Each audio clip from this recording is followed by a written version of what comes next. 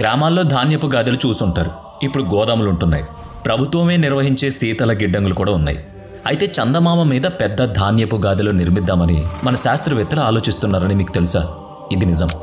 మారుతున్న వాతావరణ పరిస్థితుల వల్ల తరచుగా దూసుకొచ్చే గ్రహశకలాల మూలంగా ఏనాటికైనా భూమికి తీవ్రమైన ముప్పు తప్పదని భావించిన మన శాస్త్రవేత్తలు భూగోళానికి ఏకైక సహజ ఉపగ్రహమైన జాబిల్లి మీద మూన్ వాల్ట్ను నిర్మించే యోచనలో పడ్డారు. భూమి మీద సురక్షిత ప్రాంతమే లేకపోయిందా? ఎక్కడో 3.5 లక్షల కిలోమీటర్ల దూరంలో అంతరిక్షంలో చందమామ మీద ఏం దాచిపెడదామని అంత పెద్ద ఆలోచన చేస్తున్నారు? ఇది మనకు కొంచెం విడ్డూరంగా అనిపిస్తుంది. కానీ సామాజికవేత్తలకు, విజ్ఞాన శాస్త్రవేత్తలకు, చదువుకున్న వారికి, వైజ్ఞానిక విషయాల పట్ల ఆసక్తి ఉన్న వాళ్ళకి కుతూహలంగా అనిపిస్తుంది. ఇంతకీ సంగతి ఏంటంటే, చందమామ దక్షిణ ధ్రువం మీద సూర్యుని వేడి సోకదని, అక్కడ అతి శీతలంగా ఉంటుందని, చీకటిగా ఉంటుందని కూడా మనకు తెలుసు. భారతదేశ అంతరిక్ష పరిశోధనా సంస్థ ఇస్రో విజయవంతంగా ప్రయోగించిన చంద్రయాన్-3 మూన్ మిషన్ చంద్రుని దక్షిణ ధ్రువం మీదనే దిగిందని తెలుసు కదా. అదిగో ఆ ప్రాంతాన్ని శాస్త్రవేత్తలు ఎంపిక చేసుకున్నారు. ఎటూ చంద్రునిపై ఆవాసాలు నిర్మించడానికి నాసా సిద్ధమైందని తెలుసు కదా. మరి అవి కాకుండా ఈ రహస్య గదుల సంగతి వేరే ప్రాజెక్టా అంటే అవునన్నదే సమాధానం. అక్కడ విత్తనాలు దాచిపెడతారట. సత్యం, మేలు రకం విత్తనాలను వీలైనన్ని సేకరించి పురుగులు పుట్రా చేరకుండా, తెగుళ్లు సోకకుండా, సారం పోయి పొల్లు మిగలకుండా భద్రంగా చిరకాలం పాటు వాటిని అక్కడ దాచనున్నారు. మీలో చాలామందికి తెలిసే ఉండొచ్చు, అలాంటి ఒక శీతల గిడ్డంగి మన భూమి మీద కూడా ఉంది. ఐరోపా ఖండంలో నార్వే దేశంలో స్వాల్బార్డ్ అనే చోట ఈ రహస్య గోదాం నిర్మించారు.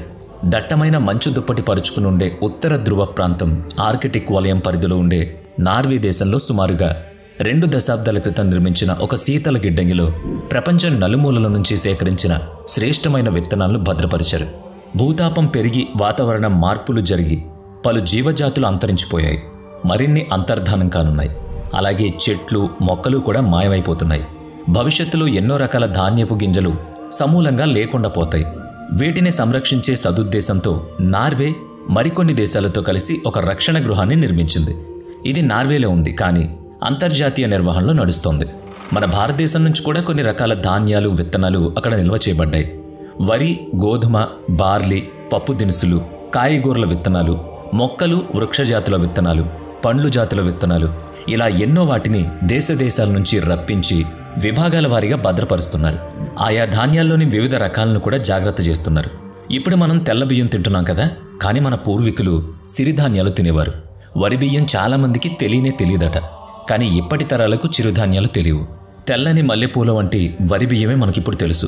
ఇప్పుడు ఆహార స్పృహ పెరగడం వల్ల మెల్లగా మిల్లెట్స్ మన ఆహారంలో చేరుతున్నాయి. ఈ మధ్య ఎన్నో ధాన్యపు రకాలు సాగు నుంచి తప్పుకున్నాయి. ముందు అవి అసలే లేకుండా పోయే పరిస్థితి ఉండకూడదనే ఉద్దేశంతో సాల్బార్డ్ గ్లోబల్ సీడ్ వాల్ట్ పేరిట ఒక గోదాం నిర్మించబడింది. అది శీతల వాతావరణం ఏర్పరిచిన రక్షణ గదుల్లో వాటిని భద్రపరుస్తారు. నార్వే దేశం పూర్తిగా తటస్థ దేశం. ఎవ్వరితోనూ కయ్యానికి పోదు, ఎవరితోనూ పొత్తులు పెట్టుకోదు, ఎటువంటి అంతర్జాతీయ వివాదాల్లోనూ కలుగజేసుకోదు. ఉత్తర కొరియా కూడా ఈ వాల్ట్ నిర్మాణంలో భాగస్వామ్యమైందంటేనే అర్థం చేసుకోండి నార్వే ఎంత ప్రశాంతంగా ఉండే దేశమో. పైగా తక్కువ జనాభా కనుక తక్కువ సమస్యలు ఉంటాయి. ఇక వాతావరణం పరంగా చూస్తే భూభాగం, పర్వతాలు, జలవనరులు అన్నీ కూడా మంచుతోనే కప్పబడి ఉంటాయి. దేశాలన్నీ కొట్లాడుకుని కుప్పకూలినా, భూకంపాలే వచ్చినా, భూగోళం చల్లబడిపోయినా, ప్రకృతి ప్రకోపించి సముద్రాలు పొంగినా, వానలు కురిసి వరదలు ముంచెత్తినా, ఏ గ్రహశకలమో వచ్చి భూమిని ఢీకొట్టినా, భూమి మీద ఉష్ణోగ్రతలు పెరిగినా కూడా నార్వేలోని శీతల గిడ్డంగి ధ్వంసం కాదు. అలా అనుకునే ఇంతకాలం భరోసాగా ఉన్నారు. ఇప్పుడు కూడా వాన, వరద ఏం లేదు. భూతాపం పెరిగి మంచు కరగడం మొదలైంది. ఉత్తర ధ్రువ ప్రాంతం మంచు సైతం కరుగుతోంది. కరిగే వేగం కూడా ఎక్కువైంది సుమా. ఆర్కిటిక్ వలయం మంచు కొండలు ముక్కలవుతున్నాయి. మంచు పలకల్లో భారీ పగుళ్లు వచ్చి క్రమంగా పెరుగుతున్నాయి. ఈ పరిస్థితి ఆర్కిటిక్, అంటార్కిటిక్ వలయాలు రెండిటి వద్ద జరుగుతోంది. భూతాపం పెరగడమే అందుకు కారణం. ఫలితంగా సముద్ర మట్టాలు పెరుగుతున్నాయి. ప్రపంచవ్యాప్తంగా మహాసముద్రాల నీటి మట్టాలు కూడా పెరుగుతూ తీర ప్రాంతాలు కోతకు గురవుతున్నాయి. నగరాలు మెల్లమెల్లగా నీటిలోకి వెళ్ళిపోతున్నాయి. ఆ ప్రమాదం ఎంతో దూరంలో లేదని శాస్త్రవేత్తలు కూడా ఇప్పటికే పలుమార్లు చెప్పేశారు. కాబట్టి నార్వేలోని విత్తన గిడ్డంగి సైతం మంచు కరిగిన వరదలో మునిగిపోయే ప్రమాదం ఉంది. మరి ఈ భూగోళంలో ఎక్కడా రక్షణ ప్రాంతమే లేకపోయిన తర్వాత మన శాస్త్రవేత్తల చూపు చందమామ మీద పడింది. చందమామ చల్లగా, వెన్నెల హాయిగా ఉంటుంది కదా. ఆ చంద్రుని దక్షిణ ధ్రువం మరీ చల్లగా ఉంటుంది కనుక అక్కడ విత్తన గిడ్డంగిని నిర్మించి తలపోశారు. అమెరికా వాషింగ్టన్లోని మేరీ హెగాడాన్ అనే క్రయోబయాలజిస్ట్కి వచ్చిన ఈ ఆలోచన ఇంకొంచెం విస్తృత ప్రయోజనాన్ని కూడా అందిస్తోంది. భూగోళం మీద సమస్త ప్రాణికోటికి సంబంధించిన జీవాణువులను తగు రీతిన భద్రపరిచి తీసుకువెళ్లి చంద్రుని మీద నిర్మించే మూన్ వాల్డ్లో జాగ్రత్త చేయాలని ఆమె భావించారు. భూమి నుంచి చంద్రుని సగటు దూరం 3,84,400 కిలోమీటర్లు. అంటే వెళ్లి రావడం తేలిక. మార్స్ అంటే అంగారకుడి మీద కూడా నీటి జాడలున్నాయి. కానీ 22,50,00,000 కిలోమీటర్ల దూరంలో ఉన్న అక్కడికి వెళ్లడం కంటే చందమామ మీదకు వెళ్లి రావడం చౌకీ కదా. సరే, మరి ముందు కాలంలో ఏమవుతుందో అప్పటి సంగతి అప్పటి వాళ్ళు ఆలోచించుకుంటారు. ప్రస్తుతానికి మనం ఉన్న పరిస్థితుల్లో మనకు చందమామే అనుకూలం. పైగా చంద్రుని మీద నీరు ఉందని భారతదేశం ప్రపంచానికి చాటి చెప్పింది. చంద్రుని ఉపరితలం ఎంత వేడిగా ఉంటుందో కొన్ని అడుగుల లోతు తవ్వితే చాలు అతి శీతలంగానూ ఉంటుంది. కనుక భారీగా 100 అడుగుల లోతు వరకు తవ్వాల్సిన అవసరం ఉండదు. చంద్రుని దక్షిణ ధ్రువం ఎప్పుడూ చల్లగానే ఉంటుంది. సూర్యరశ్మి సోకదు. ఎందుకంటే భూమికి చందమామ టైడల్లీ లాక్డ్ కదా. అంటే చంద్రుడు భూమికి అభిముఖంగా ఉంటాడు. కనుక ఒక భాగంపై ఎప్పుడూ సూర్యకాంతి ప్రసరించదు. ఆ భాగం చీకటిగా చల్లగా ఉంటుంది ఎప్పుడు. పైగా లక్షల సంవత్సరాలుగా చంద్రుని ఆ దక్షిణ ధ్రువం సూర్యుని వెలుగుకు నోచుకోలేదని శాస్త్రవేత్తలు కనిపెట్టారు. కాబట్టి ఆ ప్రదేశం అన్ని విధాలా సురక్షితమని మేరీ హెగాడాన్ విశ్వసిస్తున్నారు. వాతావరణ మార్పులు భూమి మీదున్న జీవ వైవిధ్యాన్ని ప్రమాదంలో పడేస్తున్నాయి. కాబట్టి భూగోళంలోని జీవుల్లో చాలా వరకు అంతరించిపోయే ప్రమాదాలు చూపుతున్నాయి. కాబట్టి జీవ వైవిధ్యం లేకపోతే ఒకదానిపై ఒకటి ఆధారపడి జీవించే జీవుల ఉనికి కనుమరుగవుతుంది. అందుకే వీటిని సురక్షితం చేయాలి. దాని బాధ్యత మనిషిపైనే ఉంది. మరో 100 ఏళ్లలో అటువంటి విపరీతాలు ఎన్నో జరగొచ్చని శాస్త్రవేత్తలు హెచ్చరిస్తున్న వేళ కనీసం జీవుల నమూనాలనైనా సంరక్షిస్తే రేపన్న రోజున పరిస్థితులు అనుకూలించిన నాడు జీవుల ఆహార అవసరాలను తీర్చడానికి భూమి కాకపోతే మరో ఆవాసయోగ్య గ్రహం మీద జీవుల మనుగడ కొనసాగించే యత్నానికి జీవ వైవిధ్య అవసరాలు తీర్చడానికి ఈ విత్తన భాండాగారం అక్కరకొస్తుంది. ఇక్కడ విత్తనం అంటే మొక్కలు ధాన్యాల విత్తనాలు మాత్రమే కాదు, మనిషి ప్రత్యుత్పత్తి కణాలు, జంతువుల ప్రత్యుత్పత్తి కణాలు, పక్షులు, జలచరాలు, అలా సమస్త జీవ పుట్టుకకు అవసరమయ్యే మేలైన ప్రత్యుత్పత్తి లక్షణాలు కలిగిన అంటే ఆరోగ్యవంతమైన కణాలను సురక్షితంగా దాచిపెట్టడానికి చందమామ దక్షిణ ధ్రువం మీద పరిస్థితులు అత్యంత అనుకూలమని భావిస్తున్నారు. చంద్రుడిపై వాతావరణం లేకపోవడము ఒక సానుకూల అంశం అంటున్నారు శాస్త్రవేత్తలు. ప్రతి జీవి యొక్క మూల కణాల నుంచే ఆ జీవి అవయవాలన్నీ రూపొందించబడతాయి. ఇది మనందరికీ తెలుసు. వాటిని ఫైబ్రోబ్లాస్ట్ సెల్స్ అంటారు. అవి మన శరీరంలో సహజంగానే ఉంటాయి. అతి శీతల వాతావరణంలోనూ జీవించుంటాయి.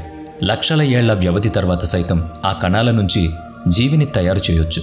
అంటే మానవజాతి అంతరించిపోయినా కానీ అక్కడ దాచిపెట్టబడ్డ మూల కణాలతో తిరిగి మనిషిని పుట్టించొచ్చు. అంటే జీవుల పునఃస్థాపన చేయొచ్చన్నమాట. కాబట్టి ఫైబ్రోబ్లాస్ట్ సెల్స్ను కూడా చంద్రునిపై నిర్మించనున్న శీతల విత్తన భాండాగారంలో భద్రంగా పెట్టొచ్చు. ఇక మొక్కలో ఉండే పుప్పొడి రేణువుల ద్వారా తేనెటీగలు మొక్కలు, పూలు, పండ్లు వికసించడానికి దోహదం చేస్తాయని తెలుసు కదా. పూలలోని మకరందమే ఆ తేనెటీగల ఆహారం.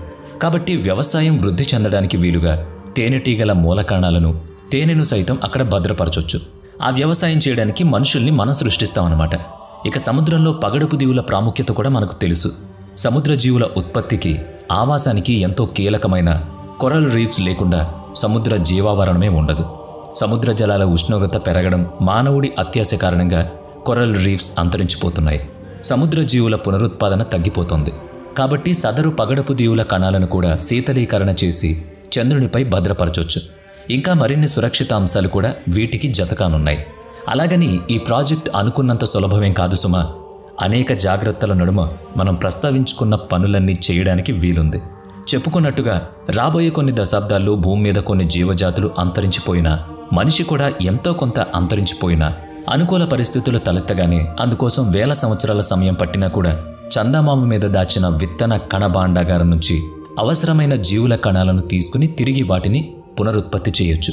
మనమే చేయాలని కూడా ఏం లేదు. భవిష్యత్తులో రాబోయే ఆధునిక నాగరికతల జీవులైన ఈ మూన్ వాల్ట్ను తెరిచి అక్కడ వాటి సహాయంతో మనిషి ఇతర జీవులను సృష్టించుకోవచ్చు. అందుకు తగిన డాక్యుమెంటేషన్ కూడా అక్కడ మనం దాచిపెట్టొచ్చు. అంటే భూగోళం మీద జీవరాశుల వివరాలను, వాటిని పుట్టించే విధానాలను రాసిపెట్టి దృశ్య శ్రవణ విధానము, మరో సాంకేతిక విధానంతోనూ అక్కడే దాచిపెడితే వాటిని పరిశీలించిన వాళ్ళు సృష్టిని తిరిగి కొనసాగించడానికి వీలుంటుంది. అంటే మనిషి ఉండడంటున్నారా మీరు అని అడక్కండి. రాకాసి బల్లులు భారీ గ్రహశకలం భూమిని ఢీకొట్టడం వల్ల వాతావరణంలో వచ్చిన మార్పుల మూలంగా అంతరించిపోయాయి కదా. అలాంటి మరో విధ్వంసం ఏదో సంభవిస్తే ఏం చేయాలి? అందుకే ముందు చూపుతో మూన్ వాల్ట్ నిర్మాణం చేశారు. ఎటు మనిషి చందమామ మీద నివాసం ఏర్పరచుకోవడం ఖాయంగా కనిపిస్తోంది కనుక మనిషే అక్కడ కూడా ఈ పనులన్నీ చేయాలని ఏం లేదు. ప్రతి దానికి రోబోలను వినియోగించడం జరుగుతుంది. అవే ఈ పునఃసృష్టిని చేపట్టేలా ప్రోగ్రాం రాసి పెట్టాడు మనిషి. ఏమంటారు? ఇది సాధ్యమే కదా? మానవుడే మహనీయుడు, శక్తివంతుడు, యుక్తిపరుడు. గ్రహరాశులను అధిగమించి చంద్రునిపై కాలు మోపి ఎన్నో కార్యాలు చేయబోతాడు. అవును, కవుల ఊహలు నిజమవుతాయి. శాస్త్రవేత్తల కృషి ఫలిస్తుంది. చూస్తూ ఉండండి. ఈలోగా ఇంత విలువైన సమాచారం అందించడానికి కృషి చేసిన మా టీంకి కొంచెం సపోర్ట్ ఇస్తూ మన ఛానల్ని సబ్స్క్రైబ్ చేయండి. అలాగే ఈ వీడియోని లైక్ చేసి మరింత మందితో ఈ వీడియోని పంచుకోండి. నెక్స్ట్ వీడియోలో మళ్ళీ కలుసుకుందాం. Stay tune.